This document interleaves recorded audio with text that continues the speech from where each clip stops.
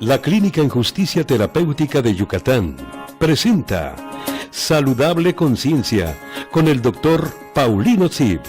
Una hora para explorar las motivaciones, emociones y el comportamiento humano.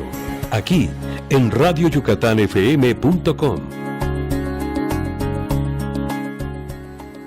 Muy buenas tardes, Mérida, Yucatán, México, 4 de febrero del 2018. Saludable Conciencia, hoy un nuevo espacio. Recibimos al año con mucho entusiasmo, con retos de decisión, que todos los que nos escuchan, los aquí ya estamos en la mesa, aquí el apoyo técnico de Omar, mi gratitud con todo el esfuerzo y la coordinación técnica que nos da. Omar, te deseo un mejor 2018. Atrás producción, que es Ivette y todo el equipo que tiene atrás y que apoya para los temas. Gracias, Claudia, por nuevamente en este programa y hoy con un tema importante que va relacionado con el ejercicio profesional de los psicólogos y los instrumentos que utilizan. Gracias por asistir, Clau. Gracias, Pau. Buenas tardes, Pedro. Bueno, Pedro, muy buenas tardes. Sé que estás viniendo de las bellas playas del Caribe, que te tomaste estas vacaciones. Los que nos están escuchando en otras partes del mundo, y si no conocen este lugar, Playa del Carmen, envidioso paraíso, donde Pedro bonito. Realmente fue a aflojar el cuerpo, y eso es saludable para la saludable conciencia. Hay que relajarse de vez en cuando. Eso, me agrada tu posición, Pedro. Bien, pues aquí de nuevo en este espacio que se creó buscando traer datos científicos, tener una plataforma científica de crítica, una plataforma donde lo que aquí se discute da un espacio para que la ciencia se divulgue. Los que nos están escuchando, gente experta en dirección de esta área hoy de la psicología forense, gente que no es experta y en algún momento se sirve de este quehacer, que pueden ser los abogados, algunas personas que no por su voluntad se encuentran en procesos judiciales, hoy van a poder tener claridad de qué es la posición de la psicología científica forense, sus aportaciones en el quehacer de las pruebas. Hoy vamos a mirar cómo esta construcción de pruebas, esta palabra también lo toma toda la parte judicial con el nuevo sistema de oralidad, que hoy tiene en su haber una cosa que se llama medios de prueba. Los medios de prueba son aquellos instrumentos que utiliza el quehacer del juzgador para tener elementos y tomar una decisión de juicio. ¿Qué es una prueba en el quehacer judicial? Una prueba es un testimonio, es alguien que da una opinión, es alguien que describe un hecho, y esto es una prueba testimonial. Tenemos otro medio de prueba que es una prueba documental, es aquel que puede ser un voucher, es aquel que puede ser un acta de nacimiento, es aquel que puede ser una copia, un examen clínico que le entregó un proctólogo, que le entregó un ginecólogo, que le entregó un médico general, y aquí tenemos una prueba documental. Y las pruebas documentales pueden ser públicas o pueden ser privadas. Si seguimos caminando, tenemos otro tipo de prueba que es la reconstrucción de hechos, donde llevan a las personas que vivieron un evento presuntamente delictuoso y ellos describen qué fue lo que sucedió. Pero hoy le vamos a dedicar este espacio a las pruebas periciales, donde la psicología, la psiquiatría, el espacio antropológico tienen mucho que aportar. Hoy los que aquí estamos en la mesa son expertos en el área de psicología forense y vamos a describir nuestra experiencia, vamos a describir nuestra experiencia pragmática como de investigadores, ya que iremos dando algunos datos que hemos encontrado en este ejercicio profesional. Bien, yéndonos al tema específico que hoy es psicología forense, las pruebas que pueden aportar los psicólogos forenses, los psicólogos clínicos, los psicólogos educativos, los psicólogos sociales a todo este andamiaje judicial. Claudia, Muy buenas tardes y me gustaría un poquito que nos hablaras de esto que se relaciona con las pruebas psicológicas de manera directa con el quehacer judicial. Okay. Bueno, pues muy buenas tardes a todo el auditorio, Pau, Pedro. Bueno, para comenzar el día de hoy, como ya mencionamos, ¿no? Ahorita la psicología pues ha tomado importancia en el quehacer judicial, ¿no? A lo mejor hace unos años la psicología no era tan importante, no se le tomaba tanto en cuenta como ahora, ¿no? De unos años para acá, pues el peritaje ya también se encuentra en materia de psicología, ¿no? Y nosotros como expertos psicólogos, para hacer un peritaje necesitamos utilizar las pruebas, ¿no? Las pruebas son nuestro instrumento, una herramienta para medir o para investigar algo que queremos saber acerca del sujeto, ¿no? O sea, para contestar lo que nos están preguntando, ¿no? Nuestras pruebas son nuestras herramientas, ¿no? Y pues básicamente la psicología forense igual estarán de acuerdo en que pues es algo, un área de la psicología relativamente nueva, ¿no? Entonces, a lo largo de los años, cuando nos empezaron a pedir pues pruebas para el área forense, pues no existían, ¿no? Como tal. Y se empezaron a utilizar pruebas clínicas y como un comienzo, ¿no? Para contestar algunas preguntas, para hacer evaluaciones, ¿no? Actualmente ya estamos desarrollando pruebas ya específicamente para el área forense, porque como vamos a comentar más adelante, ¿no? El utilizar pruebas clínicas o utilizar pruebas de otra área tiene ciertas implicaciones con la confiabilidad, con la cientificidad de nuestra prueba, ¿no? ¿Qué es lo que me estás queriendo decir? Que históricamente cuando la psicología empieza a tener una mayor participación en los procesos judiciales, requieren al psicólogo para que opine en temas de violación, en temas de interdicción, en temas de custodia de los niños, en temas de inteligencia. Los psicólogos, al todavía no tener un área muy bien determinada como hoy es la psicología forense, tomó instrumentos clínicos, pruebas que se utilizaban en el espacio clínico y los llevó al espacio forense. Solamente que tú matizas que hoy ya existen instrumentos precisos y adecuados para el área forense.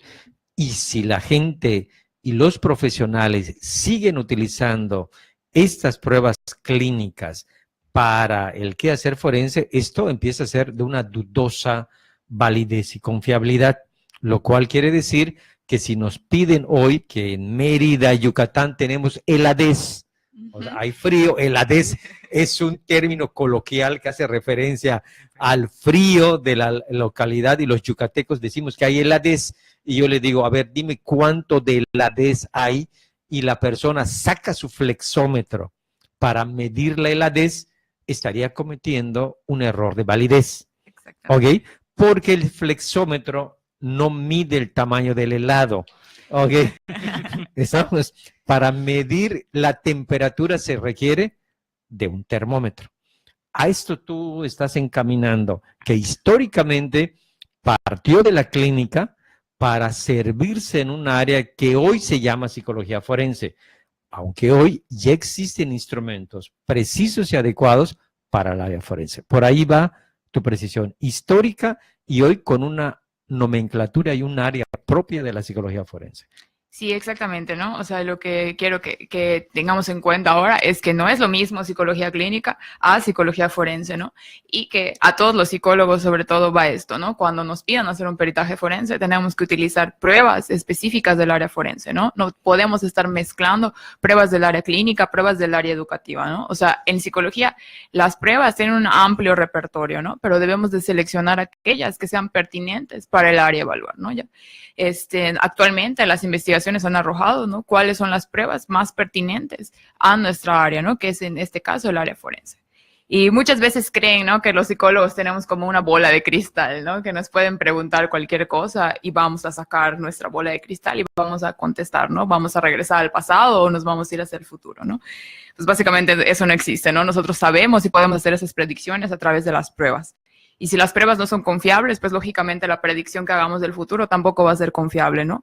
Y la opinión o que demos acerca de lo que sucedió en el pasado, pues tampoco va a ser confiable, ¿no? Por eso es la importancia de utilizar pruebas pertinentes y que sean científicas, ¿no? Porque pues las implicaciones para el acusado o para la víctima pueden ser bastante fuertes si nosotros nos equivocamos al utilizar una prueba que no es pertinente para el área. Muy bien, en este tenor en la cual tú estás hablando de pruebas y este riesgo de migrar de un área de la psicología como la clínica, como la educativa, como la social, y migrar sus instrumentos al área forense, pone en tela de juicio que la evaluación, que la descripción del comportamiento se esté haciendo de manera correcta, porque el instrumento que se utiliza en un espacio, como el clínico, como el educativo, no es el que se debería utilizar en un quehacer forense. Para eso es importante que los que nos escuchen pongamos qué categorías de pruebas la psicología puede aportar. Uno, puede aportar resultados en las pruebas psicométricas. Dos, puede aportar resultados en las listas de chequeo. Tres, puede aportar resultados en las entrevistas e interrogatorios que hace. Cuatro, puede aportar datos en la parte psicofisiológica.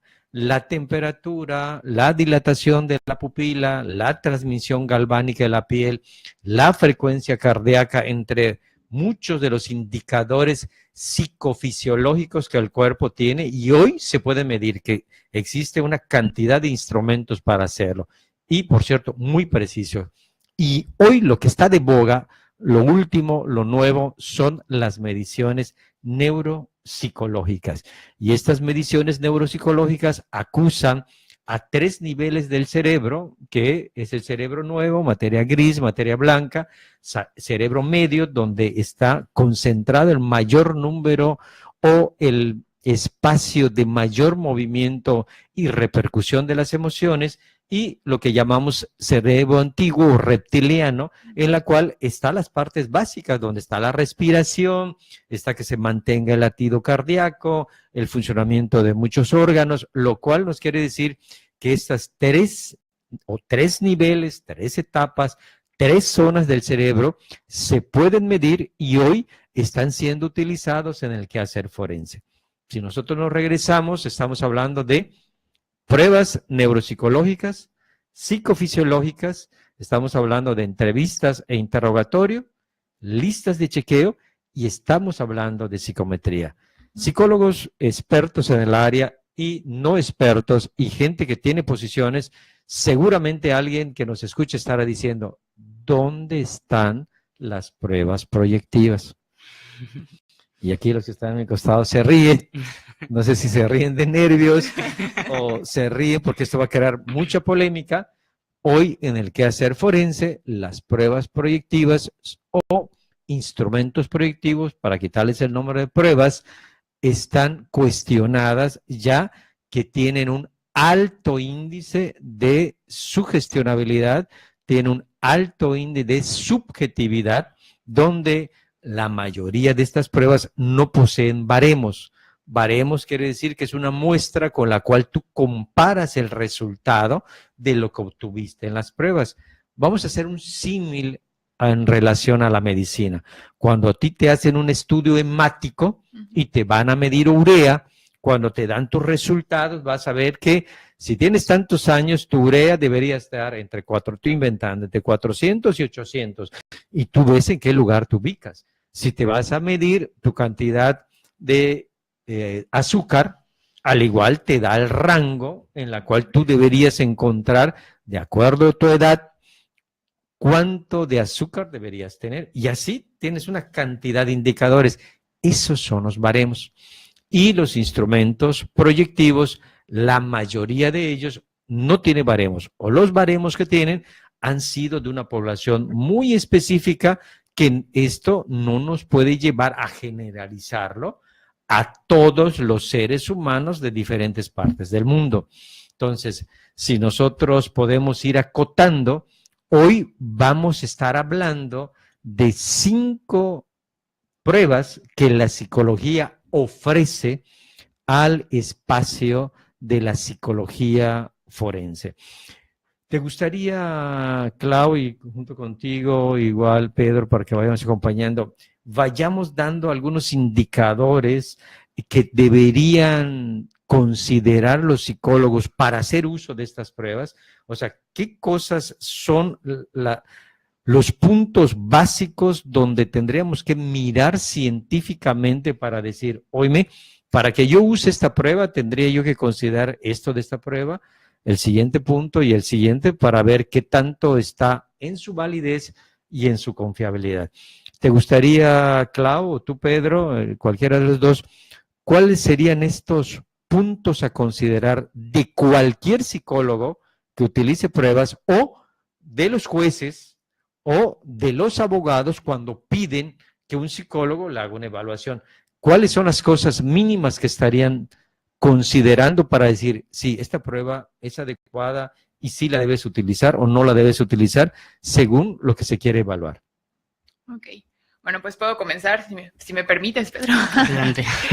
Bueno, lo primero que pues tendríamos que mirar como psicólogos, pues es básico, la cientificidad, ¿no? Y de cientificidad no hablamos de que solamente sea una prueba en la que se haya basado en una investigación, ¿no? Tendríamos que mirar que se haya basado en varias investigaciones o en qué investigaciones se está basando, ¿no? O sea, actualmente existen pruebas que están en proceso de validación, ¿no? O en proceso de investigación, que los mismos manuales nos indican de que, bueno, esta prueba ha sido probada, en tal población y actualmente está siendo probada en esta y esta, ¿no? O sea, aún siguen en proceso de investigación, ¿no? Entonces yo creo que lo primero que deberíamos mirar es, aparte del constructo que queremos medir, es en qué población se ha utilizado la prueba, ¿no? Hay pruebas que únicamente se han utilizado para pacientes psiquiátricos o para pacientes del área clínica, ¿no? Y a lo mejor esto no es muy pertinente en el área jurídica. Si ha sido probada en población penitenciaria o en población clínica forense, bueno, podríamos considerar utilizar esta prueba, ¿no? Entonces yo creo que lo primerito que deberíamos revisar es el contexto en el que ha sido probada ese instrumento. Entonces, perdón, pero lo que tú estás queriendo decir es decir, a ver, ¿puedo generalizar o no la prueba?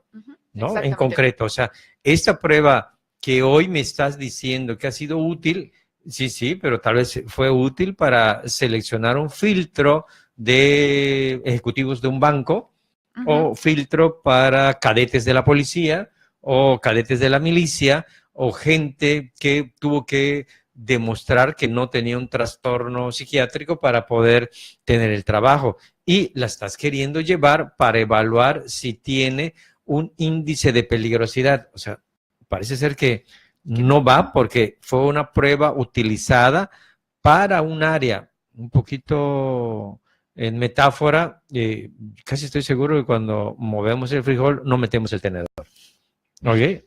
Lo que metemos es la cuchara. Exacto. Y no el tenedor tiene otra función. ¿Estamos? Entonces, lo que queremos decir, esta prueba es generalizable porque ya ha sido aplicada en población similar o igual para el que vas a utilizar ahorita, es lo que tú estarías preguntando. Sí, eso yo considero que es uno de los puntos importantes que deberíamos revisar como psicólogos. Muy bien, Pedro.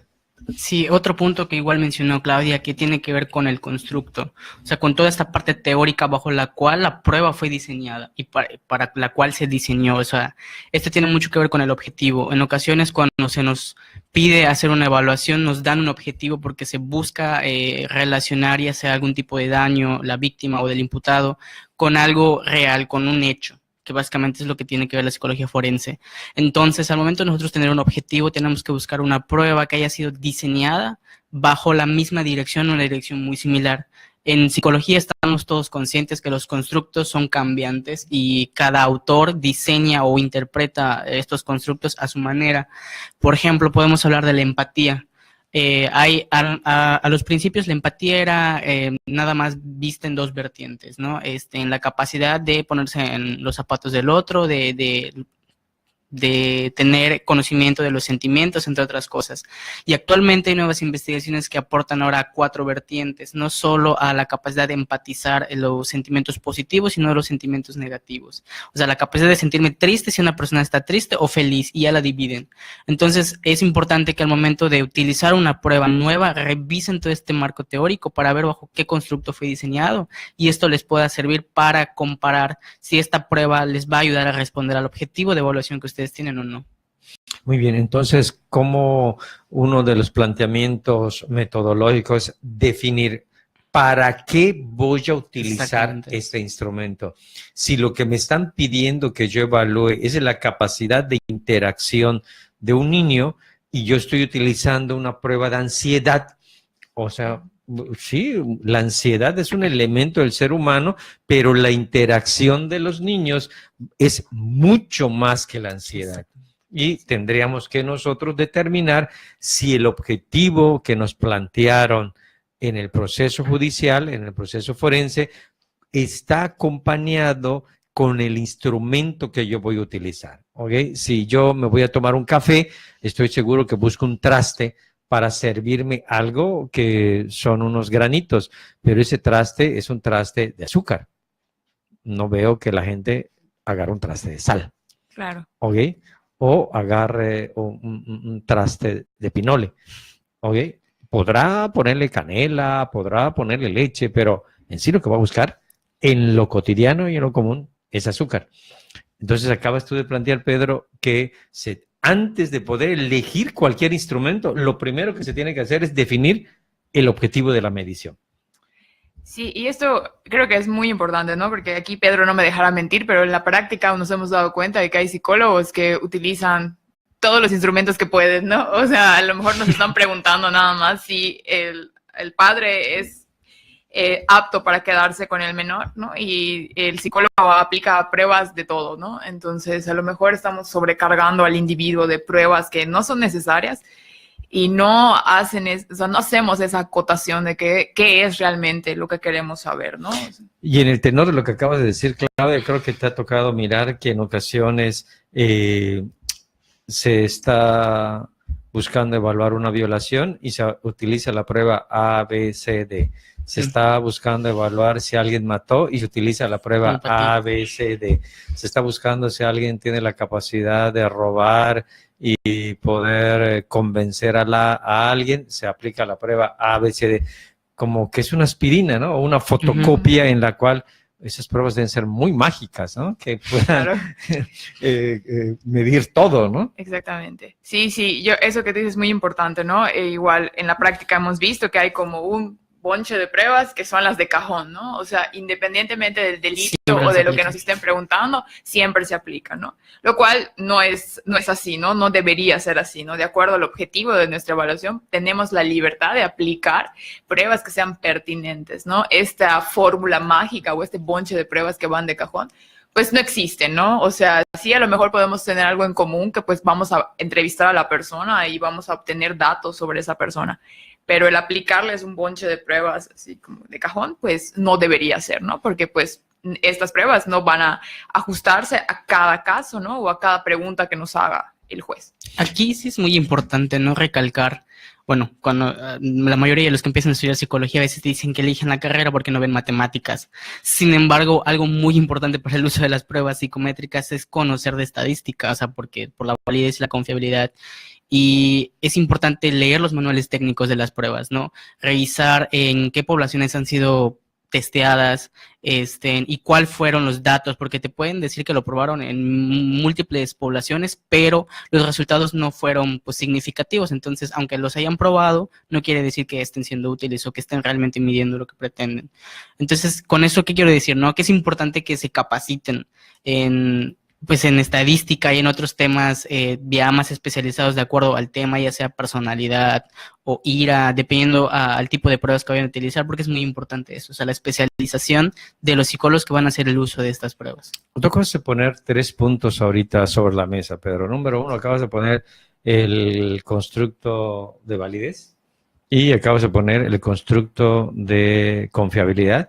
Y otro punto importante en la cual tiene que ver dónde la gente puede hoy acreditar. Yo estoy seguro gente que nos está escuchando, la gente que nos está mirando, dice, todo lo que tú estás diciendo yo ya lo sé, o sea, ya lo sé, Claudia, Pedro, Paulino, yo ya lo sé, nomás que tengo un problema que no puedo yo acreditar, o quién me va a dar esto. Pues hay una muy buena noticia.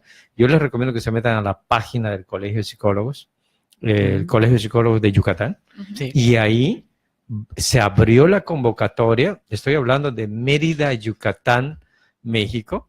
¿Ok? Uno de los requisitos es que estés inscrito al colegio y te puedes inscribir para presentar un examen donde ese examen está valorando tu capacidad para ser perito y entre ello el conocimiento de confiabilidad, el conocimiento de validez, el conocimiento de la psicología forense, la diferencia entre una valoración, como comenzó Claudia diciendo, una valoración clínica y una valoración psicológica forense, una valoración educativa. Entonces, repito, en la página del Colegio de Psicólogos de Yucatán se abrió una convocatoria para que la gente que nos está mirando y quieran acreditar su pericia, ahí van a poder presentar un examen donde el colegio le va a poder acreditar. Obviamente, si aprueban el examen, ahí están las bases,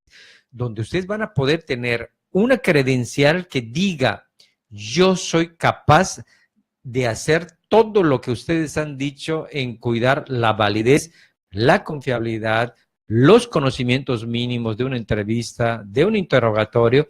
Y esto es una oportunidad que se está dando de manera institucional y es importante recalcar que los cuerpos colegiados, o sea, los colegios, son la autoridad que puede entregar certificaciones donde acredites la pericia que se está evaluando. Entonces, aquellos que nos están mirando, que nos están escuchando, es importante que consulten la página del Colegio de Psicólogos de Yucatán y ahí van a encontrar la próxima evaluación, que es en este año, debe ser entre este mes o el otro, para que ustedes, si tienen esta capacidad que hoy estamos discutiendo, van a poder demostrarla a través de un examen y el colegio, a través de las bases que están ahí, les va a acreditar que pueden ser peritos en esta área, el tema que hoy abordamos. Si seguimos caminando en validez y confiabilidad, para dejarlo como pilares de este punto básico, que es, uno, validez es que mido lo que digo que mido. Si digo que voy a medir temperatura, ok, lo que sacaré es un termómetro para medirla. Si digo lo que voy a medir es longitud, sacaré un flexómetro para medir las longitudes. Si digo que yo lo que estoy midiendo es transmisión galvánica de la piel, sacaré un instrumento en dirección de GCR, de medir la electricidad que está en nuestro cuerpo y demostraré en esta dirección. Si yo digo que voy a medir credibilidad, utilizaré una prueba, un instrumento para medir la credibilidad. Concreto, validez es, mido lo que digo que estoy midiendo, ¿ok? Si es temperatura, mido temperatura. Si es credibilidad, mido credibilidad. No paso personalidad por credibilidad o cualquier combinación que se nos ocurra. El siguiente punto, que es confiabilidad, este término va en dirección de que cada vez que yo repita lo que dije que hice, va a salir igual o muy parecido. O sea, ¿qué quiere decir que es confiable? Es algo así que cuando alguien hace por ahí una travesura y no tomó la precaución adecuada y va a comprar en la farmacia algo para medir si será padre o será madre, ¿ok? Cada vez que se la aplique, ya sea por orina o sea por sangre, debe salir el mismo color. Si no le sale el mismo color, no crean que estén liberados, ¿eh? El instrumento que están utilizando es poco confiable, ¿no? Porque está dando mediciones diferentes cada vez que se lo está aplicando. Entonces, confiabilidad es cada vez que yo utilizo el instrumento de la misma manera como lo utilizó el de enfrente, voy a tener o los mismos resultados o resultados muy parecidos. Y a eso estamos llamando que es confiabilidad. Si nosotros vamos cerrando todo este bloque, Claudia, y te parece, vamos acotando los puntos, tú tocas una parte histórica, cuando nace la psicología forense, en este quehacer, por necesidad, como un buen comienzo, se tomaron los instrumentos de la clínica. Y hoy existen instrumentos propios del área forense, que en el siguiente bloque tú vas a ir comentando, entre todos vamos a ir comentando las 5 pruebas que la psicología puede aportar. Psicométrica, la lista de chequeo, entrevista de interrogatorio, psicofisiológica y neuropsicológica. Entonces vamos a ir dando en el siguiente bloque algunas, son muchas, algunos de los instrumentos que se pueden estar aplicando en cada una de estas pruebas. ¿Okay?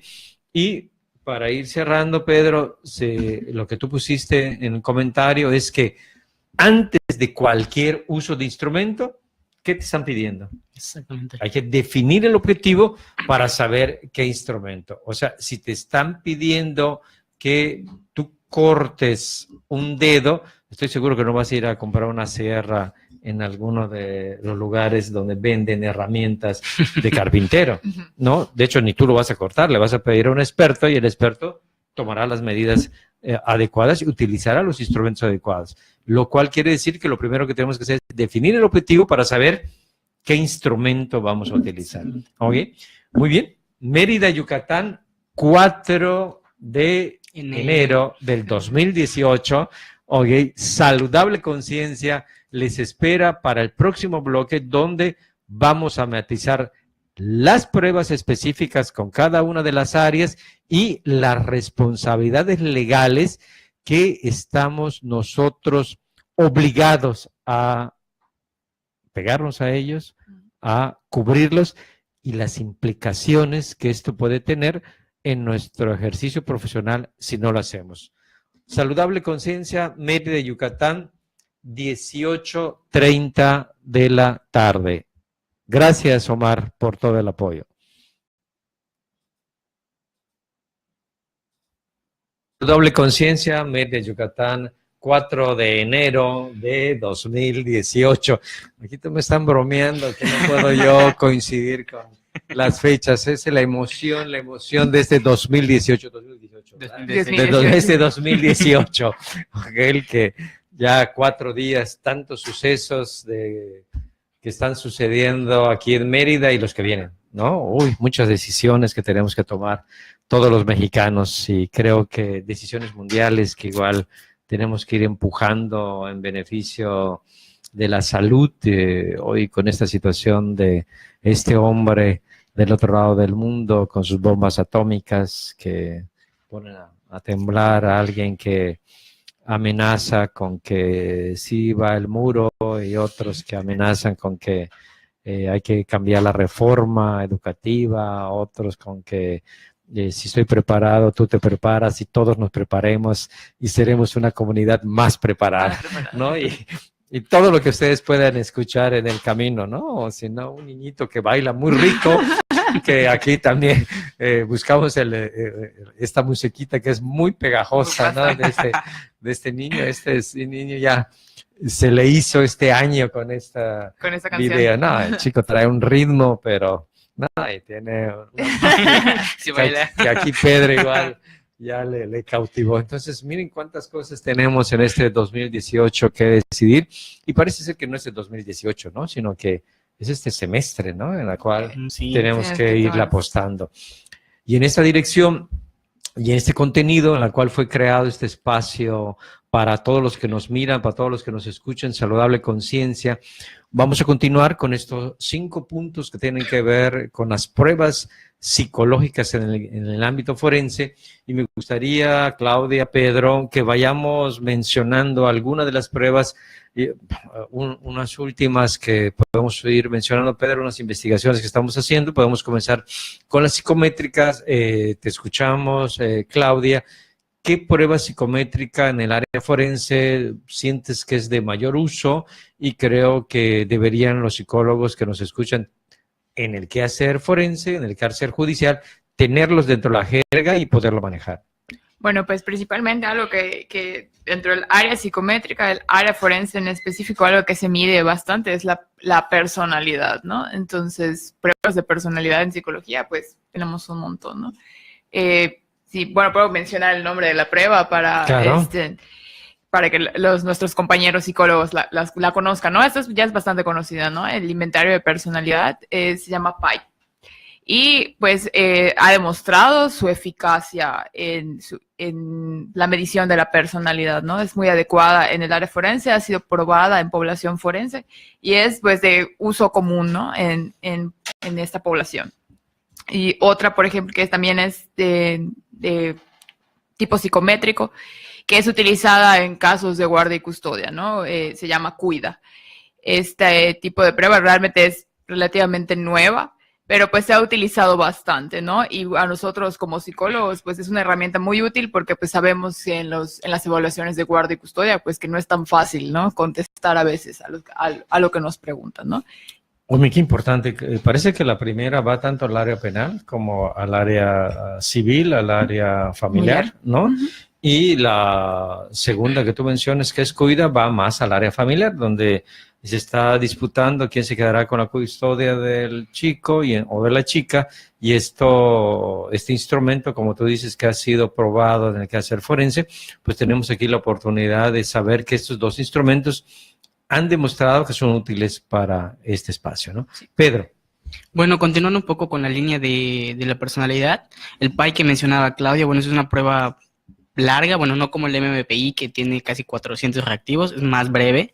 Sin embargo, igual, últimamente, precisamente por todas estas cuestiones que tienen que ver con la parte legal y del proceso judicial, que lo que buscan es agilizar estos procesos, se ha buscado tener unas pruebas psicométricas llamadas screening, que nos permiten hacer una valoración general sobre, bueno, en este caso la personalidad. El que voy a mencionar es el LSD-50, que permite tener una valoración general de aspectos, de algunos rasgos de personalidad que la persona podría tener posiblemente algún trastorno. ¿A qué me refiero?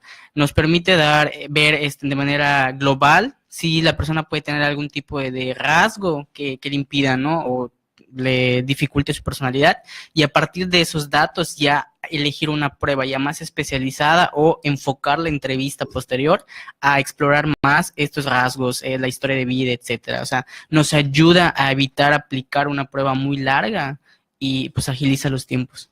Eso creo que es un buen indicador. Si tienes alguna duda en cuanto a que la persona pueda traer ahí algún trastorno, ¿no? Te vas con este screening, con un gran sedazo, para tener una idea si hay algún trastorno, y ya te vas con cosas muy específicas, y es aquí donde puedes hacer aparecer el PAI, ¿no? Uh-huh. Y poder tener una idea muy genérica de su personalidad.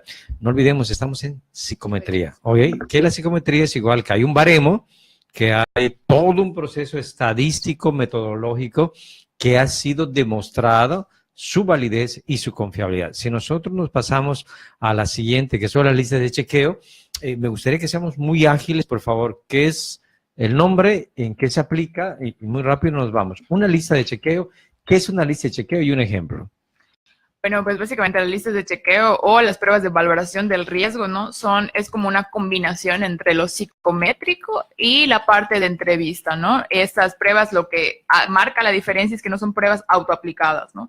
La mayoría de las pruebas psicométricas tú le das a la persona la prueba y ella la contesta, ¿no? En este caso, nosotros aplicamos una entrevista bastante larga, recabando información de diferentes áreas que nos marca la prueba, y conforme a eso vamos llenando factores de riesgo, ¿no? Y vamos puntuando esos factores de riesgo. Es una combinación porque al final nos da un resultado numérico que nos permite comparar con otras poblaciones, tiene baremos, y también tenemos como esta parte más de entrevista, ¿no? La parte de nuestra experiencia, lo que nosotros podemos ver. Esta lista de chequeo, Claudia, lo que estoy entendiendo, es un híbrido entre la psicometría y la entrevista, ¿no? Uh-huh. Entonces, se combina. Entonces, parece ser que requiere una pericia muy específica con respecto al quien lo va a aplicar. Y por ahí hay datos donde estas listas de chequeo tendrías que tener alguna certificación, haberte ido o haber estado en algún curso donde no solamente la compres, sino tú puedes tener la habilidad, porque esto requiere una habilidad para ser aplicado. Sí, definitivamente. O sea, no hay que reducirlo a total a una lista de chequeo donde solamente observo y marco presencia, ausencia, ¿no? O sea, definitivamente la aplicación requiere muchísimo más, ¿no? El conocimiento de esos factores de riesgo que marca la prueba y de cómo estos factores de riesgo son dinámicos, ¿no? Y cómo van cambiando de persona en persona, ¿no? Y cómo afectan estos factores de riesgo a la situación o a lo que me estén preguntando, ¿no? No es nada más observar si está o no está, ¿no? Necesitamos tener un conocimiento de estos factores para poder puntuar, ¿no? Para poder calibrar. Muy bien. Y una lista de chequeo que tú utilices, el nombre y para qué objetivo va esa lista de chequeo. Pues el más utilizado para violencia general es el HCR20, que actualmente ya va en su versión 3. O sea, está constantemente actualizándose y eso permite analizar 20 factores de riesgo. De hecho, lo mencionamos en un programa anterior. Bueno, ese es uno. Y también existen otros para violencias específicas, ya sea violencia sexual o violencias en la pareja, y ahí se han estado desarrollando nuevos. Muy bien. Y si entramos a la tercera categoría de prueba y estamos en entrevista e interrogatorio, nombre de la entrevista o nombre del interrogatorio y hacia qué objetivo va. Bueno, un tipo de entrevista específico en el área forense podría ser la entrevista que utilizamos para medir credibilidad, ¿no? Podemos hablar de la entrevista cognitiva, que a través de este tipo de entrevista obtenemos el relato de la persona de una manera en la que nosotros podamos evaluar la credibilidad del testimonio de esta persona, ¿no? No es solamente ir a preguntarle a la persona qué es lo que sucedió, ¿no? Sino este tipo de entrevista tiene una metodología muy específica para recabar todos esos datos que necesitamos para poder evaluar la credibilidad del testimonio. Muy bien, y acotando lo que tú estás mencionando, Claudia, es que hoy en los protocolos de actuación que marca la Suprema Corte de México, dan las pautas de cómo se tiene que llevar a cabo el proceso para aplicar las entrevistas. Y parece ser que lo que acabamos de hablar, que esta entrevista específica de la psicología forense cabe muy bien en todo el andamiaje, en toda la construcción legal que da el protocolo de actuación de la Suprema Corte de Justicia. Miren cómo se suman dos cosas: el proceso que pauta la ley y el instrumento que complemente ese proceso. Por ahí estamos yendo, ¿no? Y igual creo que hay un instrumento muy utilizado que es el interrogatorio forense, ¿no? La entrevista forense, que se utiliza generalmente en situaciones de abuso, de maltrato, y esto es uno de los instrumentos, al igual, constantemente estudiado, renovado, aprobado por Naciones Unidas para su aplicación. Maestros que nos escuchan, clínicos que nos escuchan, psicólogos laborales, si por ahí sospechan que ha habido maltrato, violencia, violación, un homicidio, no se metan a entrevistar. Definitivamente. Por favor. Por favor. Cometen un error porque hay procedimientos y hay instrumentos hoy ya determinados para qué hacer cuando se presupone un delito. ¿Estamos de acuerdo? Sí, se corre el riesgo igual de la sugestionabilidad y de crear memorias nuevas en algo que a veces, en ocasiones, no ha ocurrido.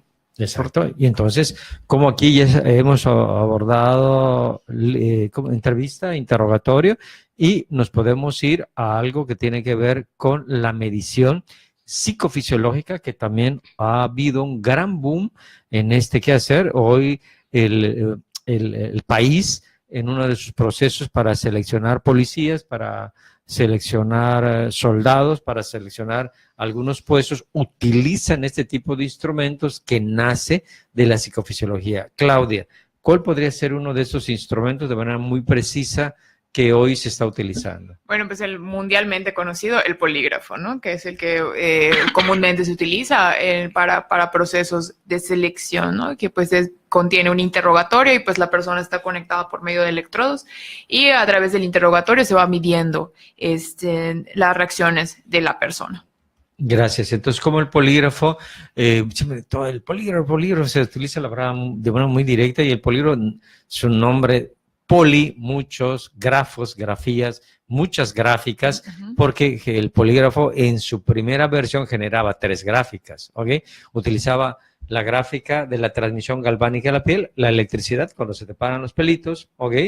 De manera descriptiva, otro que medía la respiración pectoral como abdominal, y la otra que tendría que ver con la cantidad de sangre y de frecuencia cardíaca que estabas tú dando como respuesta ante situaciones de estrés. Entonces, polígrafo, muchas gráficas, que son gráficas, lo que da la electricidad, a final de cuentas, antes en un papel salía, hoy en una pantalla, o tienes una gráfica de la respiración pectoral, del abdominal o de la frecuencia cardíaca y la presión sanguínea que se va reflejando como respuesta a un estado cambiado emocional cuando tú tienes un estímulo. Y atrás hay una cantidad de base científica para soportar esto.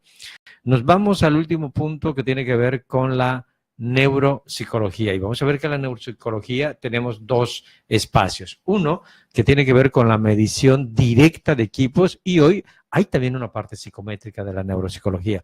Coméntanos en breve, Pedro, esta versión o esta prueba que hoy la psicología puede aportar a la neuropsicología. Bueno, de la parte híbrida, que es como, bueno, se han desarrollado pruebas psicométricas y se han correlacionado los datos con daños neurológicos o neuroanatómicos.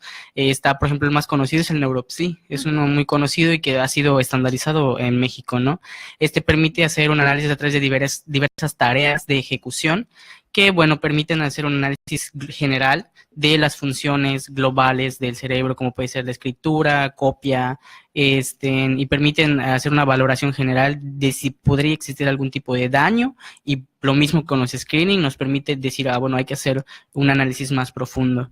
Y hay también otro que se utiliza, que es el BANFE, que ya mide funciones ejecutivas, y nos sirve mucho igual en el área. Y en la parte concreta de instrumento, y es mágico mirar cómo conectar unos electrodos en tiempo real a través de una pantalla, tú puedes mirar las respuestas alfa, beta, omega que se están dando de manera inmediata de acuerdo a estímulos. Y al igual se puede estar viendo de manera inmediata algunos movimientos de cómo se están moviendo la cantidad de sangre y las zonas que se van a utilizar, inervando, se van llenando de sangre en el momento que se van captando las señales en cerebro medio. Entonces, como hoy todo el espacio neuropsicológico ha entrado al estudio, por ejemplo, hay investigaciones muy padres donde se ha visto que la amígdala, cuando tiene un tamaño fuera del promedio, está avisando que ese menor, sobre todo aparece en niños, va a tener un comportamiento de tipo disocial, ¿no? Y hay que tener cuidado y hay que darle un seguimiento.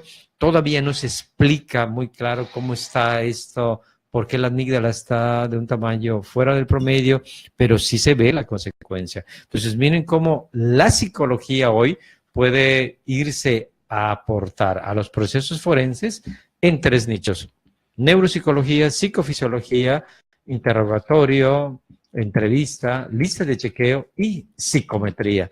Si nosotros vamos cerrando, ya que nos queda muy poco tiempo, ¿dónde la gente se puede capacitar para esto, Claudia?